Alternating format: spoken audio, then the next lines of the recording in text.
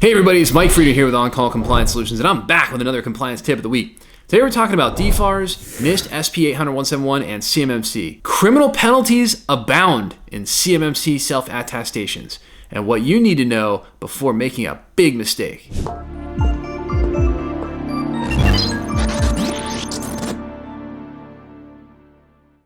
So hey, if you're a defense contractor who's feeling overwhelmed, tired, and alone, trying to understand all of this DFARS, NIST SP 800-171, and CMMC compliance stuff, I've got great news for you. You found your home here at On-Call Compliance Solutions, where we can help you transform into your company's on-call compliance hero. Let's jump into it. So I want to give you an introduction to the risk of false CMMC self-attestations, or the risk of false claims. So folks, this is a big one, all right? Buckle up. Did you know that CMMC self-attestation isn't just a check the box and hope for the best process? When you submit your self-assessment, you're essentially signing a legal declaration in a government system, right? The SPRS system. And if you misrepresent your compliance status intentionally or unintentionally, you could be facing something far more serious than a failed audit. Think criminal penalties, fraud investigations, and massive contract penalties, if not contract revocation, being sued by the federal government. Man, it doesn't get more serious than this. And believe me, if you do a little Google searching, you will have found tons of companies, including, even like universities and public institutions, who are being sued for false claims related to their information security. So let's break it down so you can avoid any of these compliance catastrophes. So first thing is, what does self-attestation even mean? Because, on this channel, believe it or not, I try to kind of break down and simplify some of this crazy language, like self-attestation. Like, why couldn't they just say, you say it so? Self-attestation is essentially a formal statement saying, yes, I've reviewed my cybersecurity practices and I am in fact confirming that I meet the specified requirements. Like, I'm actively meeting them now. For many level 1 and some level 2 contractors, this will be your reality. The challenge is that if you get this wrong, even if it's unintentional, it can quickly become a federal investigation. And no joke, you get some cyber attack that you can't control and you didn't have controls in place to stop it. Oh, heap big trouble. That's all I can say. So think of it like signing your tax return. This is exactly what it is. It's like signing your tax return. If the IRS finds false information, you're not just looking at a tax penalty, you're staring down the barrel of a potential legal action, right? Big time stuff. It's the same with your CMMC attestation. By the way, same thing with ITAR has been law since 1976. So again, I know a lot of us are familiar with ITAR. I talk about ITAR quite a bit on the channel. CUI is now the same type of thing. Now the legal side, False Claims Act, all right, or the FCA. Let's talk legal repercussions. If you submit inaccurate or misleading information during self-attestation, you could be violating the False Claims Act. This is serious stuff. And it is definitely what they're pointing to in the world of CMMC, DFARS, and NIST. It's designed to crack down on anyone who knowingly submits false claims for government funds.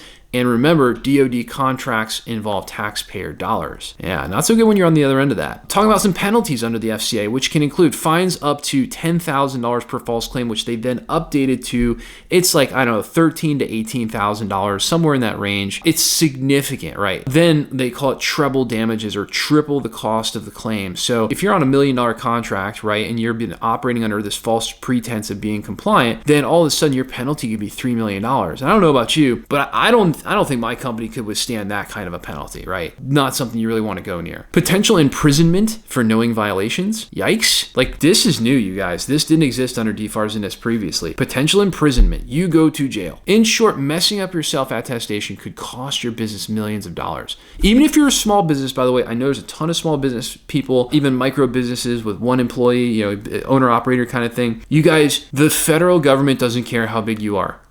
They're still throwing their unlimited resources at the Department of Justice at this. It's nasty. All right, they don't care what size you are. CMMC 2.0 transparency and accountability. CMMC 2.0 framework simplifies some things, but it doesn't reduce the accountability factor for sure, even if you're small. The DoD is making it clear that they expect companies to take security very seriously. Self-assessment isn't an honor system. It's a verification process designed to hold contractors accountable. And even if you're a big company, like we deal with tons of companies that are $1 billion, $10 billion plus, look, I want to tell you what, those companies, believe me, you're definitely not getting away with this. This is why tools like OnCall's Virtual Compliance Officer service can be invaluable, where we help you keep track of every security measure, evidence of your controls and updates so that your self-attestation is bulletproof. Another one of my favorite products we offer that's kind of new this year is our mock assessment, where we will essentially do a mock assessment. We'll run you through the CMMC certification process procedure, the CAP, CMMC, assessment procedure.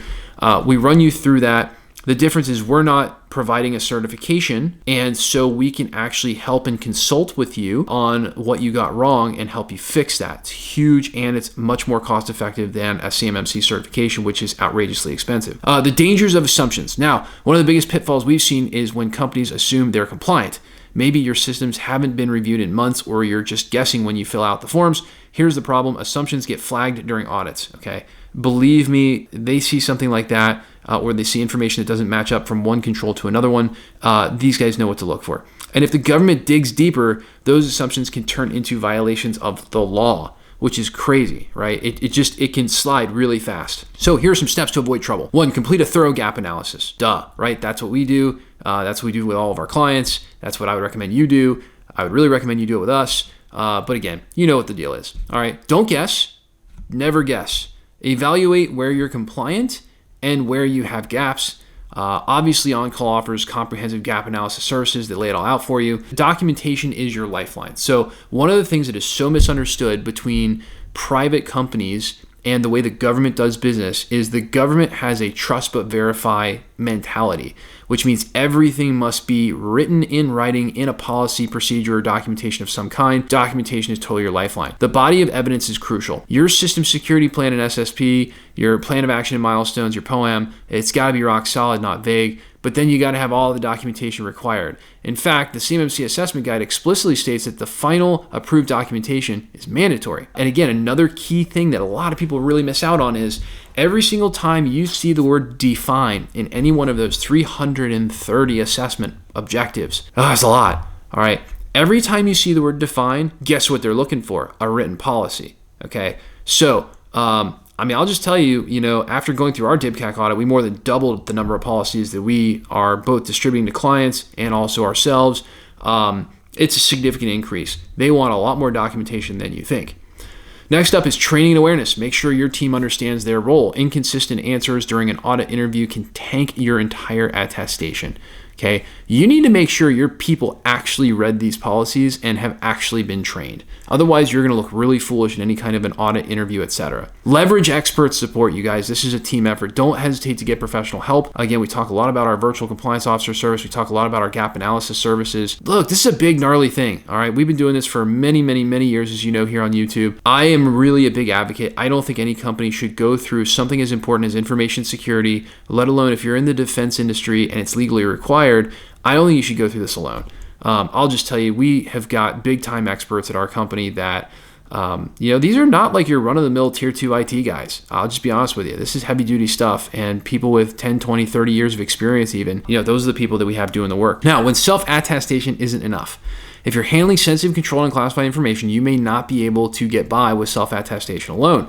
You may need a third-party certified assessor to review your systems, and trust me, you don't want to be scrambling to meet those standards at the last minute. So again, some companies out there are definitely going to go through a CMMC certification, the official one, not with OnCall, at least not at the current time. But they will have to go through a certified assessor. Yes, we can refer you over to one. We've got a whole network of them. Again, we can help you with that process of finding the right one. Now, a final word of caution. If you think that a small oversight won't matter, think again. A simple missed control can lead to legal disaster. It can lead to you failing an actual certification, failing a DFARS or NIST audit. Look, the stakes are really high right now. It's not a game to fool around with information security. Hacking is the number one threat to national security. It's really serious business, so they're not taking it lightly. This is why OnCall exists. Literally, this is why we exist. To make sure you're never in that position, and we love helping with it. So hey, at OnCall, we take defense contractors just like you who have had this DFARS, NIST, CMMC, ITAR, and EAR information security compliance stuff dropped in their laps like a seagull on a sunny day. We teach you how to level up and be a proper OnCall compliance hero for your company, eliminating gaps, gray areas, and getting this solved, all while showing you how to leverage compliance as your secret weapon to land more defense work with higher profit margins. Now that's what becoming an on-call compliance hero can do for you. If you're looking for more help getting compliant, our compliance experts are always on call for you. Visit cmmccompliancesecrets.com or check out the description below to get help right now. Smash that link. And if you're watching this video and you're not subscribed, definitely smash that subscribe button. It really helps us out. Again, we're up here on YouTube. We do this stuff for free. We try to help you guys out. It would mean the world to us if you'd hit the subscribe button. We really love seeing that number go up. Love you guys, and I'll see you on the next one.